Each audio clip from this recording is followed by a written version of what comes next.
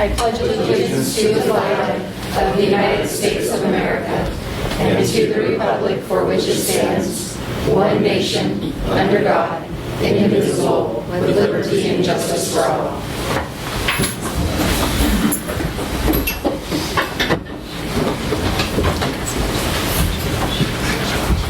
Thank you and good evening.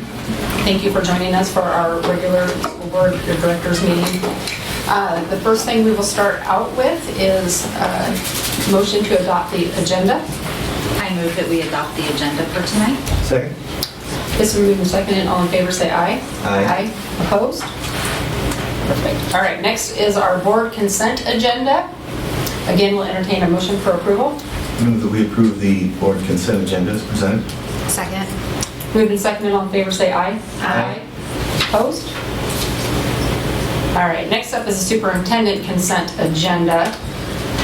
I move that we approve the superintendent consent agenda. Second. Moved and seconded, all in favor say aye. Aye. Opposed? All right, now we'll move on to the superintendent report. For this, I'm going to turn it over to Superintendent Merlino. Thank you. We've been back 2 days after the break. There has been a lot that's been going on. So I wanted to just kind of update a little bit on some of the work that was occurring in the fall and then over the break, and then also some of what we'll be doing this week. First, I wanted to mention, really kind of spent a lot of time this fall visiting, particularly elementary schools with SLC classrooms in them, to kind of try to work with the staff in the buildings, principals and teachers and paras, and get a better understanding of some of the challenges that we have in some of the buildings where these programs are at. Jay came with me, and I think we had a number of good visits at Ellsworth, at Marion, at Orchards, and have kind of come up with some ideas on how we can try to support those schools that have programs that are challenging programs. And part of that is in the current year, part of that is also as we start building budgets for next year as well. I think the first thing is making sure that there is the appropriate amount of administrative support in the buildings. One of the things that's happened in the last few years is the expansion of some associate principals, but we've even had a couple buildings where we've had maybe more associate principal time than what we might have had in the past. Take Ellsworth, for example, where they've got a full-time one. In the past, they've had half-time. It's kind of critical that we do our best to try to continue those types of support levels at that level. Second thing that we've looked at is trying to make sure that we're accessing the safety net as much as we can, so that we have the appropriate level of para time in those buildings, and working with Jay on that as well, with the building principals, and that's part of the plan. And then I think the third thing is we do have certain instances where we probably need to be a little more aggressive in terms of working now to try to help support buildings, and we posted a board certified behavior analyst for Orchards Elementary, and that's a staff position that kind of can look at the whole building and try to help create systems, put systems in place to try to support the students as well as the staff to try to help implement that. So I'm feeling really good about the work that we've done in the fall and trying to put some things in place to help those schools as we move forward, because they are challenging programs, and we need to do our best to support the staff and the students in those schools. The second thing I just really quickly want to mention is over the break, I think I mentioned earlier, in the fall, and you've heard me for a number of years talk about, once we get through December payroll, we get to the point where we start making some estimates for the current year and get a sense of where we think we're going to be. I spent a few days, 2 or 3 days over the break looking at that, and so as we continue through January, we get a little deeper into the month. We're probably at the next board meeting give you some ideas around where I think we're going to be at the end of the year. I think we're going to probably be better than what we had talked about when we presented to the community in the spring, where we talked about using maybe upwards of $2.5 million worth of fund balance to help balance the budget. I don't know that it'll be that high. I think we will need to rely on fund balance a little bit. We're also already trying to work on building budget models for next year, and particularly looking at staffing for next year. One of the things that changes is the middle school schedule for the 2021 school year, so we really need to work hard to get information to the buildings early so that they have the ability to start looking at modeling for staffing for 2021. So we're planning on having those meetings this month. In the past, we wouldn't have done staffing often until even before spring break or even after spring break. I think we're going to try to get that put in place so that we have ideas and looking at that in January, late January this year, so we get a couple months jump start on that. And then the last thing I would mention is Thursday, I think everyone is planned to be at BBC to have an opportunity to see the new Fontes and Pinnell curriculum in practice. That was one of the a big decision that the board made last spring in the budget process was to move forward with the curriculum purchase at the elementary level. I'll talk to you throughout the fall about my visits, not only with respect to the SLC classrooms, but just really getting out and meeting with principals throughout the district, not just elementary and secondary. But one of the things that we've very clearly heard at the elementary is the happiness around having a reading curriculum, teachers being pleased with the fact that if I'm teaching this at Endeavor, I know that it's also happening at BDC, it's also happening at Burton, it's happening everywhere, and we're kind of on that same pace. So that's something you will get to see firsthand on Thursday. So it was good. It was nice to get away for a few weeks, or honestly, we weren't really away for a few weeks, but when you come to work over Christmas break, nobody's here, so it's really nice when nobody's here. Not that we don't love having everyone around, but it is kind of nice to be able to get some stuff done when no one's around. So that's my update for tonight. Great, thank you. All right, next is board comments. Do we have any comments by the school board? Not a lot's been happening for us either. We've been away for a couple of weeks because there's been no school. So, I had a little fun. yeah. Oh, and a year-end, so it was after our board meeting. I got to go to Union High School in the Union Choirs concert on the 19th. And ended up on stage giving a short speech, even though there's no levy coming. I just got to hear some of the best performance from kids of all ages at that high school. Mr.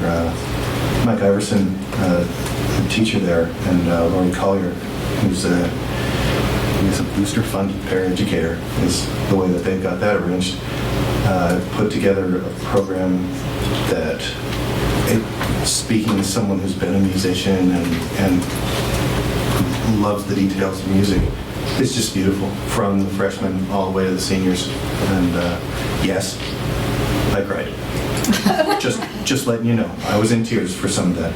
They have a thing where they have a piece of music called Christ the Apple Tree that they performed every single year, and the alumni come. And so I got this picture of something like 200 Union students and former Union students, graduates, all singing this song together, and it sounds, they don't rehearse it in advance, they just come back and they all still know how, and it's so beautiful. I thought that was worth a mention at this meeting today, because I've been thinking about that and listening to recordings of that song for weeks now. I've seen that. That is pretty cool, that the alumni song that they do at the end. It's pretty cool. And nobody knows, well, I guess he's got to announce it, but we talked about it being his last year, and I'll be sad if that comes to a stop. Yeah, he's great.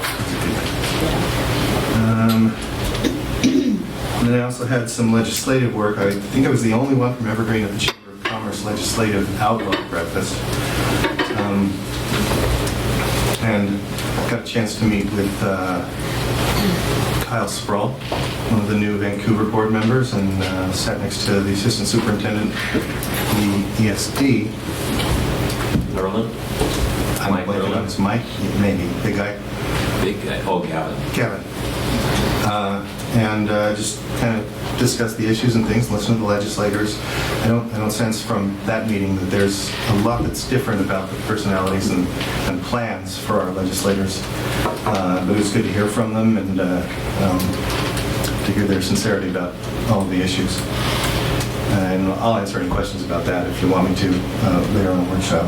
And then I also had the legislative committee meeting last Friday and Saturday, and there is a lot of content I could be sharing about that. Very broadly, it looks like most of the interest groups centered around K-12 education are in greater alignment this year than at any other time that I've ever seen in the past. And I've been looking at this for 10, 12 years. Was that your WASDA committee That was the meeting? WASDA committee meeting, yeah. And I think that could accrue to a good outcome.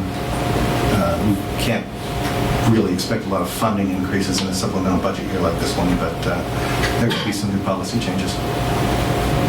Going to be interesting. I'll talk more about it in the legislative update. Good, sounds like you were busy. I like it. I like busy. Before we went on break, I had the at your service Silver Star lunch with the students, so that was really exciting. That was my first one, so I had a lot of fun with that, and they were teaching us manners. Well, I should say Scott. He didn't want me. Scott was teaching manners? No, they were teaching him Oh. manners at the table. Isn't that fun? It is a lot of fun. It is to see what they learn and already know and what they don't know, and just they were showing me how you're supposed to eat soup, and specifically one had her pinky out, and it was the cutest thing ever, and it was great to sit and hang out with the kids. And I had one student that was, I think by the time she got to her 6th glass of lemonade, I went and asked how much sugar was in it. And then I apologized because she had had 6 glasses of lemonade, and I went, so hopefully she was okay. But we got pictures sent to us, so it was a lot of fun. I love that program. Thank you. That's fun, I'm going to the one next month. Yeah. All right, anything else? All right. Next up is future agenda items. Anybody have anything that they want to bring forward? I'll just say that Victoria and I are going to meet tomorrow with Mike and Lori so we can do some of the calendar planning for our policy work, our operational expectations, and making sure that gets organized and we get it on the calendar, since we've had a little bit of, I don't think it's confusion, but just a little bit of just making sure that it's all lined up and on the calendar. That'll be tomorrow. Is there any connection with some of the discussions that I've had with you about? Yes. Yep. Making sure that we're doing it in the right order and the changes line up with the policies. And I think we'll talk a little bit about it in the workshop too, because we do have a couple ones, OE5, that's the thing, just OE5, that will lead into the conversation. Okay. All right, anything else? Okay. All right, next up is citizen comments. So if there's anyone in the audience that wishes to speak to the school board, you'll come up to the podium. You'll have 3 minutes to address the board. You may do so, but as long as the comments are not personnel related or about an individual employee or student and are not legal in nature. I do have 4 people that are signed up as of now. So if you'll come up, give us your name and address, and Linda Phillips.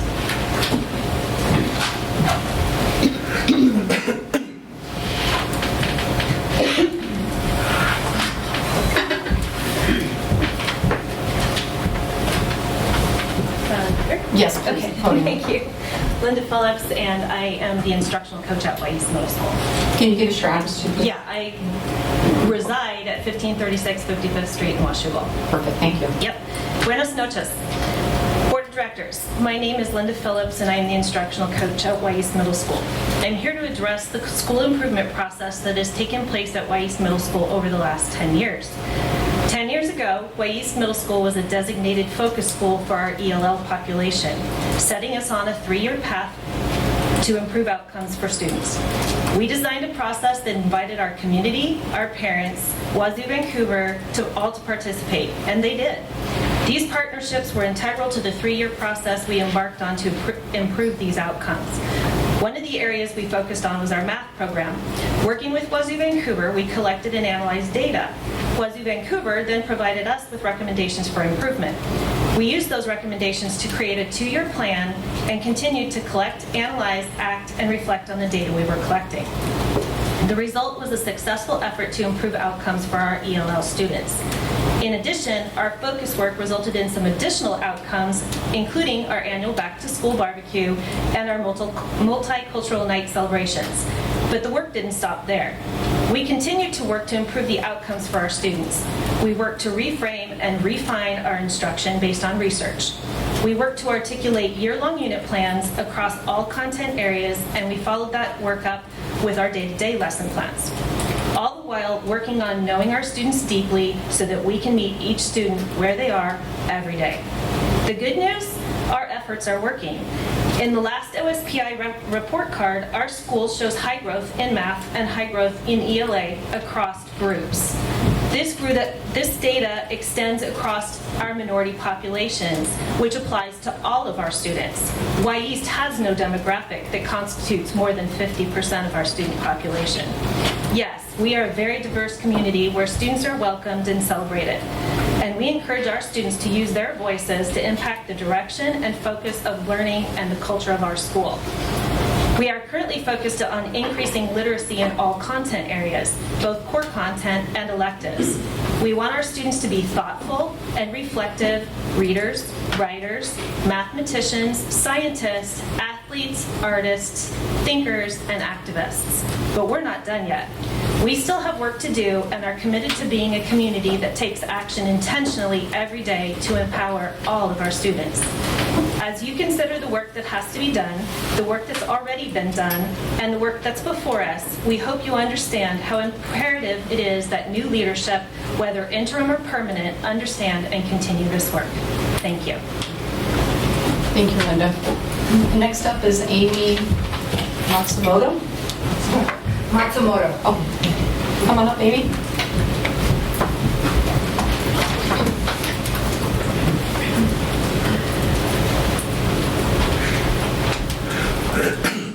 Hi there. Good evening. Amy Hernandez Matsumoto. I live at 2202 Northwest 113th Street, Vancouver, Washington. Is that good? Yeah. Thank you. Okay. Greetings, everyone. Buenas noches a todos. My name is Amy Hernandez Matsumoto, and I am currently the 8th grade dual immersion Spanish language arts teacher, as well as a 6th and 7th grade passport to Spanish teacher at East Middle School. My reasons for being here tonight is to not only celebrate the past 4 years of success our school has demonstrated in creating the first ever middle school dual immersion program in our district, but to also share with you how our school culture has evolved and excelled in the past 9 years to help support our bilingual students. Now that we have our first group of 28 8th grade dual immersion students that will have completed their 9th year of being in the dual immersion program, I would love to share with you what our school did to help prepare our staff and students to improve their own bilingual skills.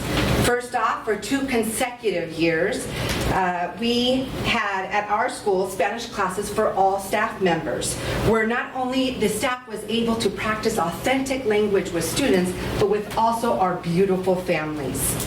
Another decision our school made to promote the power of bilingualism was to not only offer Spanish for non-native speakers in 8th grade, but to also provide passport to Spanish classes in both 6th and 7th. We wanted to ensure that all students, in conjunction with our dual immersion programs and ELL students, had the opportunity to learn another language. Other successes include our dual immersion students putting on the very first ever bilingual book fair with over 300 people in attendance. And just this year, they put on the very first Selena night where the dual immersion students from Frontier were also invited to attend and participate. However, more more importantly, within our 3 years of growing our dual immersion program, our leadership and myself have presented in New Mexico and California, and we've been invited multiple times to present at WABE, Washington Association of Bilingual Education, ADTLE, and La Cosecha. Last year, the Washington Association of Bilingual Education's president and many other future Washington DI programs came out to see our program at work at Y East, as they saw us being one of the great model programs in the state. In fact, at the opening address at a regional WABE conference in Vancouver last year, the president himself cited the work that we have been doing at Y East as a way to run a proper dual immersion program. All our language programs are intertwining and promote a safe, loving, inclusive community, one that has been lacking in years past. This type of success doesn't just fall on the shoulders of the dual immersion teachers at Y East. It falls on the leadership of the school and the dream to do right by the program and by the students. As the new schedule and staff changes occur in the coming year, I would like for the district to please be cognizant of the type of leadership they provide for such important programs and to continue to provide opportunities for all students to be empowered, thriving, and engaged. Thank you. Thank you, Amy. Judith Wilding?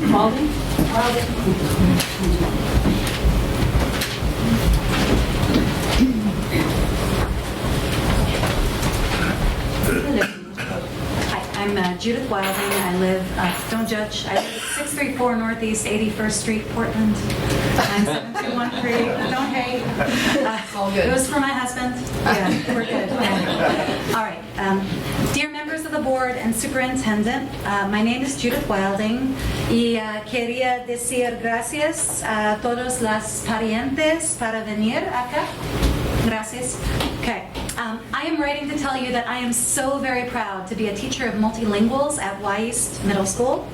Not simply proud because I love my students, but because I made it through my first year and I'm a third-year teacher. Yes. So it's no small feat.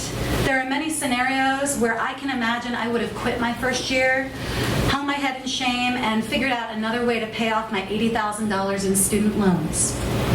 Thankfully, I ended up at Y East, and there was administration who supported me through a nightmare year. It is crucial to support young educators. Various websites estimate the number of teachers leaving the profession at a number between 19% and 40% in the first 5 years. I shudder to think what my life would be like now if I didn't end up in a place where I was strongly, fiercely, and lovingly supported through this first year. It was terrible and miserable, but the school kept throwing resources at me that gave me hope that I would one day actually be able to help kids in noticeable ways, not just manage them. Now, in my third year, I can actually see that I'm helping, and it means everything.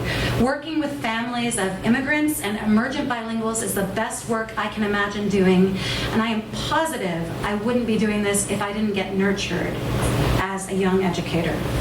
An example, a leader at Y East saw me with my completely and utterly shattered ego after my first day teaching, asked how she could help, and offered to teach for me for 4 days while I had one-on-one interviews with students. I learned quickly that 1, I could ask for help, 2, I didn't have to be perfect, and 3, that I could be human with the kids.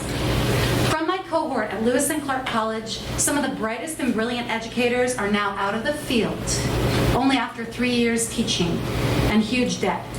This makes me extremely sad. Teaching is really hard. That's why we need incredible administrators to support new educators. These inspired teachers brimming with pedagogies of justice who have a vision of a great, perfect classroom in their minds and kick themselves every day for not being able to achieve this. Dear board, I ask that you notice Y East administration and all the things they've been doing to actively retain, support, and uplift new talent that can invigorate the field, and thank them for their services. Thanks for listening. Thank you. All right, the last one on the list is Sonia. Oh.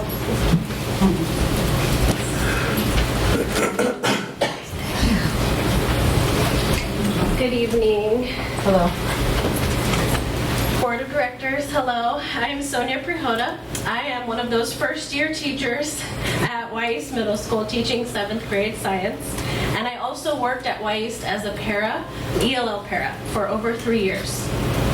I am here to share the important work being done at East that supports families from all backgrounds. Thanks to a caring community, a thoughtful and united administration, and a driven school district that upholds different programs like ELL, and by placing paras in the classrooms, more families are involved with their children's school. Working as an ELL para at East for the past few years has proven that the school district's consistent backing of community outreach projects, such as the Natural Leaders Program, that bridges the gap between parents from multilingual and multicultural backgrounds to the schools that their children attend. Parents who did not go to school in the United States often don't know how to navigate the school system here. And sometimes volunteering at an elementary school is a little less intimidating. My own parents fitting into this description made me very proud and excited to be a part of the Natural Leaders Program. With the training from the ELL department, and East was the only middle school with the Natural Leaders Program implemented and run by a group of diverse parents whose first language is not English. Many, most of them whom are with us today. With the help of this program, these parents became familiar with their children's school, built relationships with the staff, connected with other families in the community, and felt comfortable to share their ideas and their cultures with others. They were integral to the implementation of the first multicultural night at East. To see children and families brimming with excitement to share where they came from was a proud moment for me and for many. This group of parents continues to meet, organize, volunteer, and be a part of the life of East Middle School, even though the Natural Leaders Program does not apply to them anymore. This is because of the unique environment that East has cultivated so that they feel safe and supported. I hope they continue to empower others to take part of their neighborhood Evergreen schools from elementary, middle, and hopefully to high school. I hope that Evergreen School District continues to back and also create programs like this one to keep families of all backgrounds involved in their school community. Gracias por venir. Thank you. Thank you. All right, at this time, is there anyone else that would like to address the board?